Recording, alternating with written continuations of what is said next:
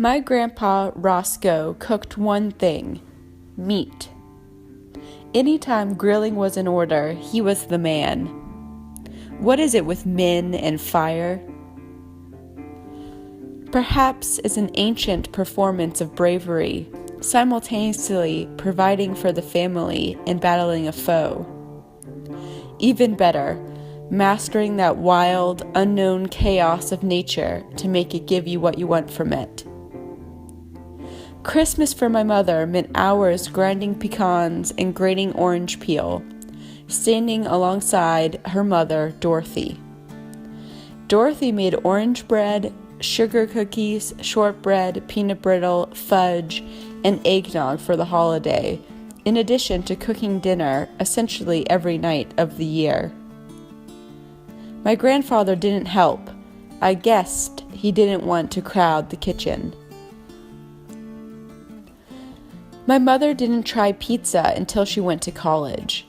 Roscoe outlawed it due to either its exoticism or its informality, reminiscent of his hatred of blue jeans, in affront to his daily uniform of a suit and tie, leather shoes, and a hat while reporting for the Wall Street Journal.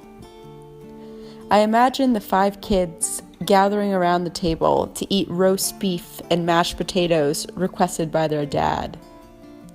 I'm not sure if Dorothy would have wanted to try pizza or to cook a Moroccan chickpea stew like my mom cooks for me.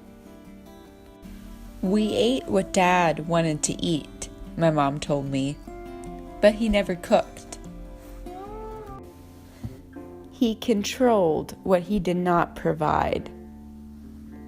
I knew my grandpa in his mellowed age as the dust of a lifetime of dramas began to settle. We saw him twice a year during my adolescence, sitting in the living room of his cottage for hours on end. By the time I was in middle school, my mom had had enough of the claustrophobia and organized a trip out to a nearby creek. We gathered the supplies to go: a folding chair for Grandpa, a small grill, coals, hot dogs, and to my shock, Grandpa headed into the kitchen to make his signature hot dog sauce, which I had never heard of before. I padded along behind him and watched the pot over his shoulder, pen and paper in hand. I felt like a good granddaughter that day and was writing down his mental recipe to preserve our family history. A combo of ketchup, Worcestershire sauce, beef bouillon, and sugar, the sauce was deliciously tangy when put on top of a blistered hot dog and eaten on the sand of the riverbank with moss between my toes.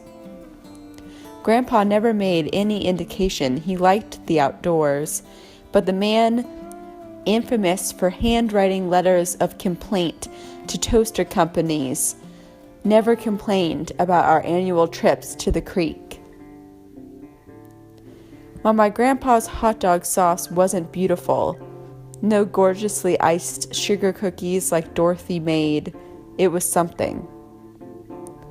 Perhaps it was too late for my mom, perhaps not. With the smoke of the grill clouding the low-hanging oak leaves above the creek, I noticed some were turning red-brown like coals. In the living room of Grandpa's cottage, there was a stuffed snowy owl, perched in a large glass case, a present gifted to him long ago.